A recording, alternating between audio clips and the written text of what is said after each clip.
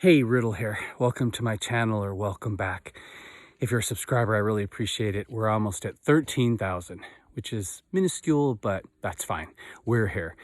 I live in the Santa Cruz Mountains, Northern California, and I'm sure you've seen the fires. And last year, the fires came very close to us, though we were not evacuated. Many of our neighbors were evacuated because they had children and the air quality was so bad. One thing that Trump had right was managing the forests. The thing is, many of these forests are so vast and they were meant to burn. But in the Santa Cruz Mountains, on average, people have 3 to 5 acres of their own forest. And it's a daunting task. But the video I'm making today is just a quick instructional video from what I learned from the fire safety people in regards to trying to manage your forest and create somewhat of a less flammable fire barrier. I have taken out so many trees the last couple days. I'm basically dedicating an hour every morning with a chainsaw and a pole saw and any kind of saw. And at first, it just broke my heart because we have scrub oaks, which are super flammable. We have the redwood trees, which are durable, but they have low-hanging branches, which have to be cut 12 to 4 feet up to make them somewhat flame-proof. Then we have species that were brought here by the Spanish, like the bay laurels. This is a bay laurel. And the bay laurels don't belong here, and they carry a virus, which is actually killing the tan oaks, and they're super flammable. Now, most of the tan oaks are all dying, so as soon as they have a couple little brown leaves on them, you can pretty much say bye. I'm going to show you. I don't know if you can see it. See down there, those browning leaves? That's a half-dead, half-alive baby tan oak.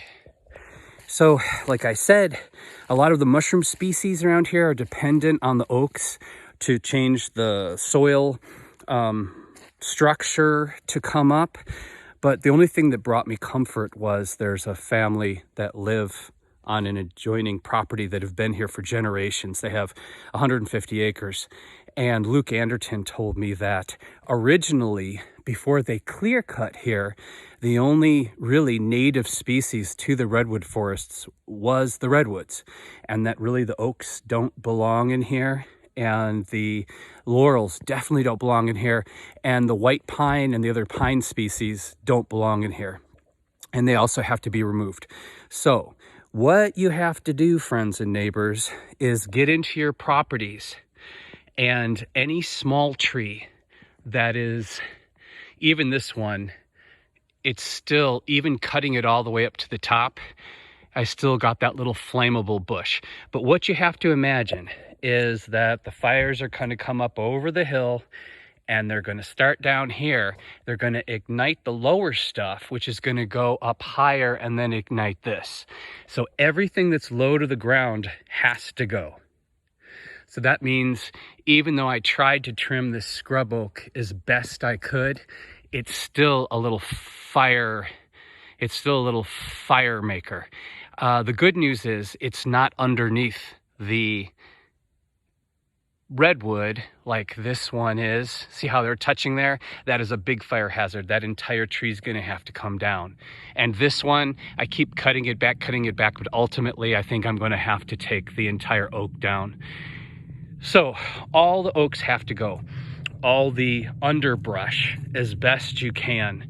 I'm going to get in there with my weed whacker and take out all these weeds and honeysuckle and clear that up. This, you can see right here, this baby redwood, it will never make it to maturity. It is a weak sickling, and it is just going to be a fire ladder. Let's call it a fire ladder. That has to go. I've already gone through the forest and removed many dying tan oaks and taken out many dead trees. Over here, we have some bay laurels, and here's a medium-sized one here. See how close it is to the redwood? All these lower branches have to go, and this bay laurel is coming out. And so is that dead pine behind it. So if you follow these basic instructions, you're going to have a much better chance of your property not fully igniting. Now here's a group of bay laurels. The bay laurels have an oil that is extremely flammable. So all of these grouping of bay laurels, they're coming down. So often they say the fires come from the northwest, which is the corner over there, and up over the hill, or the fires race up the hill.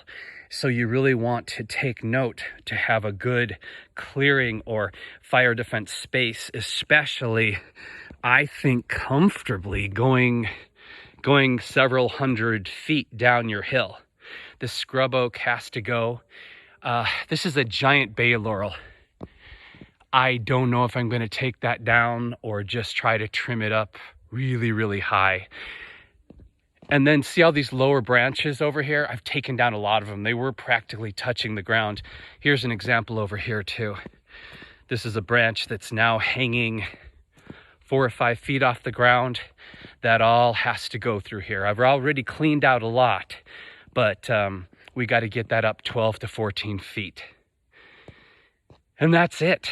You just have to remove as much debris as you can, get it far away from your house. And I've been kind of organizing my debris, not piling it all up in one place, but I'm putting it somewhat around where there's clearings in the rings of the big redwoods, because it would burn quickly. And then I know that the redwoods have a natural defense against the fires.